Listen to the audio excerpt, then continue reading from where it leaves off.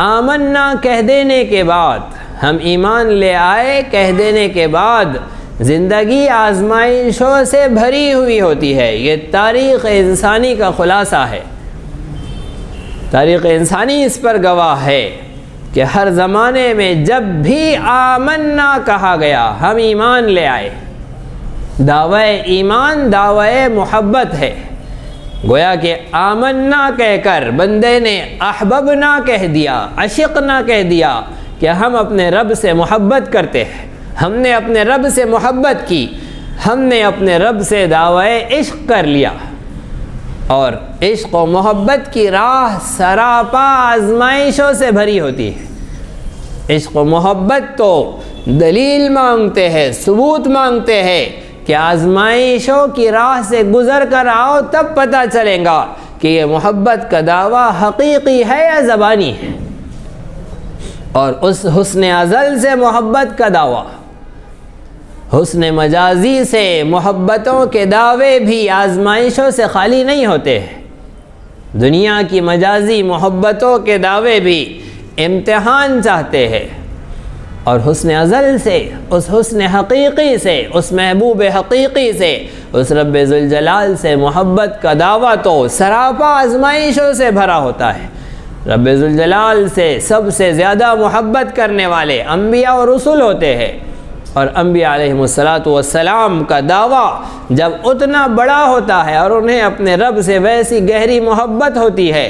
تو ویسا گہرا امتحان بھی ہوتا ہے۔ غرض یہ کہ جتنا اپنے رب سے محبت میں بندہ قریب ہوتا ہے اتنا زیادہ آزمائشوں میں ہوتا ہے۔ جس پر آزمائشیں نہیں ہیں اس کا دعویٰ اتنا پھیکا ہے، اس کی محبت اتنی کمزور ہے، اور جس کا دعویٰ جتنا مضبوط ہے، جتنا سچا ہے، وہ اتنے امتحانات میں، آزمائشوں میں، مصیبتوں میں گھرا ہوتا ہے۔ حضرات صحابہ کرام جو وطن عزیز کو چھوڑ کر، مکہ مکرمہ کو چھوڑ کر مدینے چلے گئے، اپنے وطن کو، اور کیسے وطن کو؟ ہمارے جیسے کفرستان کو نہیں، اس وطن کو جہاں اللہ کا کعبہ ہے، جہاں ابراہیم خلیل اللہ کا بنایا ہوا اللہ کا وہ گھر ہے جو روئے زمین پر اللہ کی عبادت کے لیے سب سے پہلے بنا ہے۔ ان اول بیت وضع للناس للذی ببکۃ مبارکا وہدی للعالمین، وہ رب ذوالجلال کا گھر جو روئے زمین پر اللہ کی عبادت کے لیے سب سے پہلے بنا تھا، جو انسانیت کی ہدایت کی راہ ہے، جو انسانیت کی ہدایت کا شعار ہے، اس سرزمین کو، اس وطن عزیز کو جہاں کی نماز 1,00,000 نمازوں کا اجر دلاتی ہے، ایسی سرزمین کو، ایسے وطن کو چھوڑ کر نکل گئے،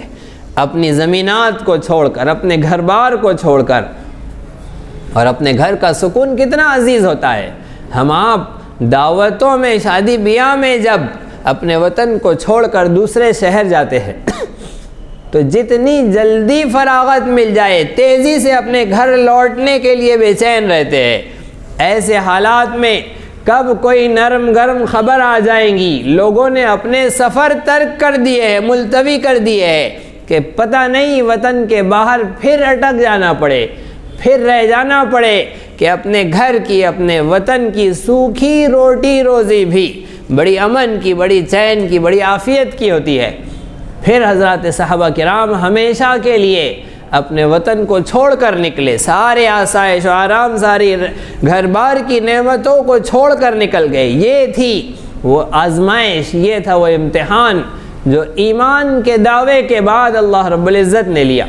اور جو رہ گئے ان کو ڈانٹ ملی، انہیں کہا گیا کہ تمہارا اسلام معتبر نہیں، تمہارا کلمہ معتبر نہیں اگر تم مدینے نہیں آئے۔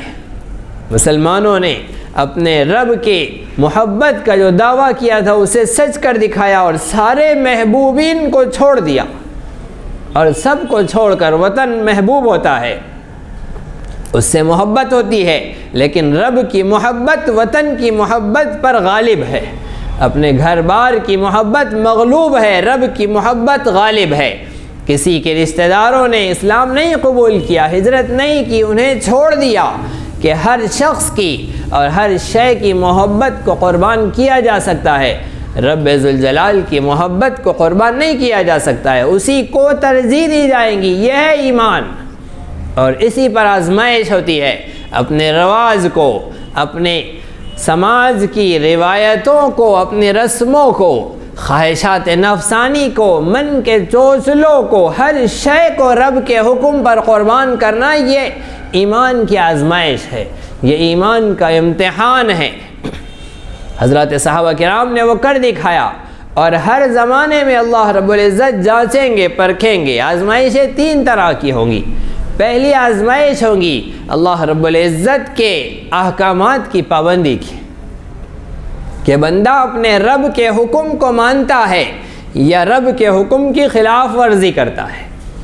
زندگی کے جس موڑ پر، جس مرحلے میں، جہاں کہیں جو بھی صورتحال آ جائے، اس میں اپنے رب کی مانتا ہے یا رب کی نافرمانی کر جاتا ہے، یہ آزمائش ہوگی۔ دوسری آزمائش ہوگی مصیبتوں، بیماریوں، پریشانیوں کی، کہ اللہ رب العزت خوف کے ذریعے، بھوک کے ذریعے، مال و اسباب کی کمی کے ذریعے آزمائیں گے۔ گزشتہ درس میں جس کی تفصیلات بیان کی گئی تھی کہ اللہ رب العزت امراض میں مبتلا کر کے، مصائب میں مبتلا کر کے آزمائیں گے۔ اور تیسری آزمائش ہوگی اللہ کے دشمنوں کے مظالم کے ذریعے، کہ دشمنان اسلام مسلمانوں پر مظالم ڈھائیں گے، سختیاں آئیں گی، پریشانیاں، تکلیفیں آئیں گی۔ جو ان تین امتحانات میں پار ہو جائیں گے وہ مومن ہوں گے، انہیں اسلام کا سرٹیفکیٹ ملے گا۔ اور جو جتنا پھسلتے رہیں گے وہ اپنے ایمان میں اتنے کمزور ہوں گے، اتنے ناقص ہوں گے۔ بیماریوں کی آزمائشیں تو ہر زمانے میں رہی ہے اور وہ چلتی رہیں گی، اس میں اپنے رب کو راضی کرنے پر جو اجر و انعام کا وعدہ ہے وہ بھی بیان کیا گیا۔ اللہ رب العزت کے احکامات کی پابندی، یہ بڑا سخت ترین امتحان ہے، کہ بندہ راحت و عافیت کے نقشوں میں رب کے احکامات کو دھڑیلنے سے پامال کیے جاتا ہے۔ غرض یہ کہ اللہ رب العزت کے احکامات کے سلسلے میں آزمائش ہوگی، اور ایک آزمائش کفار و مشرکین کی طرف سے، دشمنان خدا، دشمنان رسول، دشمنان اسلام کی طرف سے آزمائش ہوگی، کہ اللہ رب العزت کے احکامات کی پابندی پر ان کی طرف سے آزمائشیں، سختیاں ہوں گی۔ جو ان سختیوں کو جھیل لیں گے، صبر کر لیں گے، راہ حق سے نہیں ہٹیں گے، نہیں پھسلیں گے، ڈٹے رہیں گے، اللہ رب العزت ان کے لیے ایمان کی سرفرازی کا، ان کے لیے ایمان کے پورے نور کا فیصلہ فرمائیں گے۔ اور جو پھسلتے رہیں گے رب کے حکم کو، کسی ڈر کی وجہ سے، کسی خوف کی وجہ سے، جان کے جانے کا خوف، مال کے جانے کا خوف، کاروبار کے ٹھپ پڑ جانے کا خوف، کسی بھی خوف سے اگر اللہ کے احکامات کو چھوڑیں گے تو ایسے لوگ ایمان میں اتنے کم پڑتے جائیں گے۔ اور اگر ظاہر میں اسلام دکھا رہے ہیں لیکن موت کے اور مال و اسباب کے کمی کے خوف سے اگر اسلامی شعائر کو چھوڑ رہے ہیں تو ایسے تو منافق ہیں۔ آزمائشیں بہت خوبصورت ہوتی ہے، آزمائشیں سب کھرا کھوٹا سامنے لے آتی ہے۔ وہ محبوب اپنے محبین کو پہچان لیتا ہے کہ کون مجھ سے سچی محبت کرتا ہے اور کون جھوٹی محبت کا دعویٰ کر رہا ہے۔ اور بس اگر محبوب ریجیکٹ کر دے، محبوب اگر محبت کی درخواست خارج کر دے، تو اس محب کے لیے اور محبت کے دعوے کرنے والے کے لیے اس سے بڑے خسارے کی اور کون سی بات ہو سکتی ہے۔ اگر فائل جمع ہے، لائن میں لگی ہوئی ہے، پینڈنگ میں ہے، تو کچھ امکانات ہے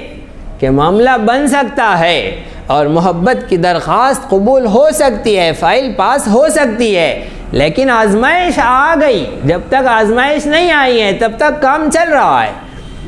بہت سارے تو مسلمانوں کی صف میں وہ بھی ہوتے ہیں جنہیں زندگی بھر میں کوئی آزمائش نہیں آئی، تو موت تک ان کی گاڑی چل گئی۔ اب اللہ کی مرضی ہے، اس کی مشیت ہے کہ وہ آخر میں کیا کرے، قبول کرے نہ قبول کرے، ان کی مرضی۔ لیکن جن کے سامنے آزمائشیں آ جاتی ہے ان کے لیے ڈرنے کا موقع ہے کہ اب کہیں دنیا ہی میں ہماری فائل باہر نہ کر دی جائے، ہٹا نہ دی جائے، خارج نہ کر دی جائے۔ اس لیے ایسے وقت میں آزمائش کے موقع پر انسان کو بہت زیادہ سنجیدہ ہونے کی ضرورت ہوتی ہے، ایسی امتحان کے موقع پر اور زیادہ فکر مند ہو جانے کی ضرورت ہوتی ہے۔ مسلمان کا حال یہ ہونا چاہیے جیسے ہی تکلیف آئے، کوئی آزمائش آئے تو یہ اپنا احتساب کرے اور رب کی طرف متوجہ ہو جائے۔ ہم راستے سے گزر رہے ہو اور ہمیں اگر کوئی اطلاع دے دے، کوئی خبر دے دے، یا ہمیں یہ محسوس ہو جائے کہ ہمارا محبوب ہمیں دیکھ رہا ہے، اس وقت ہم اپنے محبوب سے غافل نہیں ہوتے۔ وہاں ہماری چال ڈھال اور ہمارے بات چیت کا انداز اور لوگوں سے میل جول کا طریقہ سب اتنا سنجیدگی والا، اتنے وقار والا ہوتا ہے، اس لیے کہ ہمارے محبوب ہمیں دیکھ رہے ہیں، اور میری کسی حرکت سے اگر میں ان کی نگاہوں سے گر جاؤں تو زندگی کا سب سے بڑا خسارہ ہے۔ اب یہ محبت کی باتیں تو انہی کے سمجھ میں آئیں جو اس راہ سے گزرے ہیں،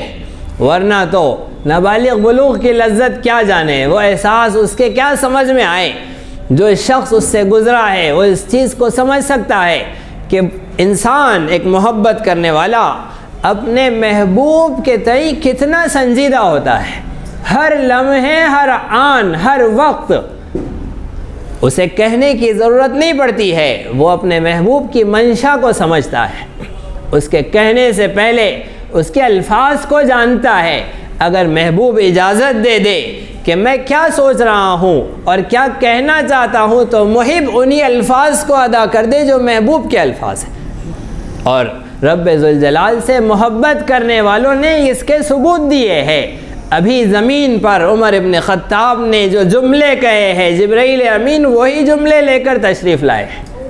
قرآن مجید کی کتنی آیتیں ہیں کہ عمر ابن خطاب کے الفاظ زمین پر تھے اور عمر کا رب آسمانوں سے وہی الفاظ کہہ رہا تھا۔ حضرت عمر رضی اللہ عنہ نے کیسے پیارے انداز میں یہ بات کہی ہے کہ میں نے اپنے رب کی مطابعت کی ہے چند آیتوں میں،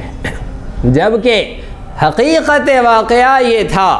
کہ عمر ابن خطاب کی مطابعت وہی نے کی تھی۔ پہلے عمر نے کہا تھا، وہی بعد میں آئی تھی، لیکن حضرت عمر رضی اللہ عنہ نے کہا کہ رب نے کہا ہے پھر میں نے کہا ہے، میں نے اپنے رب کی وحی کی مطابعت کی ہے۔ تو ایسے محبت کرنے والے ہوتے ہیں جو رب کی منشا کو، اپنے محبوب کی منشا کو اس انداز سے سمجھتے ہیں۔ ہم دنیاوی مثالوں سے بھی اس چیز کو سمجھ سکتے ہیں۔ غرض یہ کہ جب تکلیف آئے، جب آزمائش آئے، جب کوئی کٹھن موقع آئے تو ہماری نظر، ہماری توجہ فوری اپنے محبوب کی طرف جائے کہ وہ ہمیں دیکھ رہے ہیں، اور بس موقع آ گیا ہے پاس ہونے کا، موقع آ گیا ہے، ہماری فائل کہیں اٹک جاتی ہے،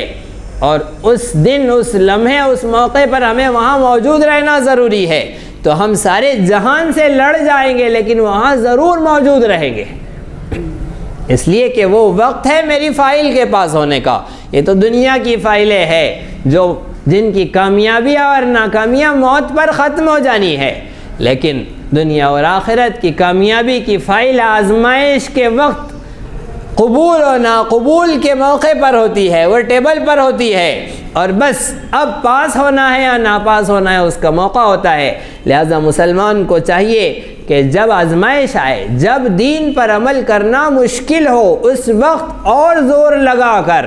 اور اپنے نفس سے، حالات سے، خواہشات نفسانی سے، زندگی سے لڑ جائے، لیکن اپنے رب کی آزمائش میں کھرے اتر جائے۔ تاریخ انسانی اس کی گواہ ہے۔ حضرت آدم علیہ السلام سے لے کر تاجدار مدینہ احمد مجتبیٰ محمد مصطفیٰ صلی اللہ علیہ وسلم تک سارے انبیاء اور رسل، سارے صلحاء و اتقیاء اور پیارے آقا کے بعد آپ کی امت کے سارے اللہ کے محبوب بندے سب کے سب آزمائشوں سے گزرے ہیں۔ اللہ رب العزت نے بتلا دیا، میں جو دنیا سے 10 گنا بڑی جنت دینے والا ہوں، ایسے ہی نہیں دینے والا ہوں۔ جب اتنی بڑی جنت ملیں گی اور اللہ رب العزت کسی کو اپنا بندہ کہہ کر پکاریں گے تو دنیا پوچھیں گی نا کہ کیا بات ہے، انہوں نے کیا اونچ جلا لیا ہے ایسا، اور انہوں نے کیا تیر مار لیا ہے کہ ان کو اتنی بڑی جنت مل رہی ہے۔ اللہ دکھائیں گے، دیکھو میں نے اپنا خلیل ابراہیم کو اس لیے بنایا ہے، میں نے اپنا حبیب محمد مصطفیٰ کو اس لیے بنایا ہے، میں نے ایوب کو ایسی جنت اس لیے دی ہے کہ وہ اس راہ سے گزرے ہیں، اور یوسف کو مصر کے تخت پر اس لیے بٹھایا ہے کہ وہ اپنے بھائیوں کی اور قید خانے کی اور مصر کے بازار کی ساری اذیتوں سے گزرے ہیں، تب جا کر اس منصب پر بٹھایا ہے۔ غرض یہ کہ ابو بکر کو صدیق اس لیے بنایا ہے کہ اس نے ایسی آزمائشوں سے اپنے آپ کو پار کیا ہے، اور فاروق اعظم کو، عمر ابن خطاب کو فاروق اعظم اس لیے بنایا ہے کہ اس نے ایسا عظیم الشان جام شہادت نوش کیا ہے، اور عثمان غنی کو وہ منصب اس لیے دیا ہے کہ وہ اس آزمائش کی راہ سے گزرے ہیں۔ اور غرض یہ کہ علی مرتضیٰ اور حضرات صحابہ کرام اور تابعین تبع تابعین وہ رضی اللہ عنہم و رضوا عنہ کا انہیں مزدہ ملا، خوشخبری ملی، اور جنت میں عام مومنین کو جو جنت کے اور میدان محشر میں عام مومنین کو جو جنت کے پروانے ملیں گے، اللہ رب العزت دنیا کو بتا دیں گے کہ یہ اس لیے مل رہا ہے کہ انہوں نے آزمائش میں اور امتحان میں الذین یحمدون اللہ فی السراء والضراء،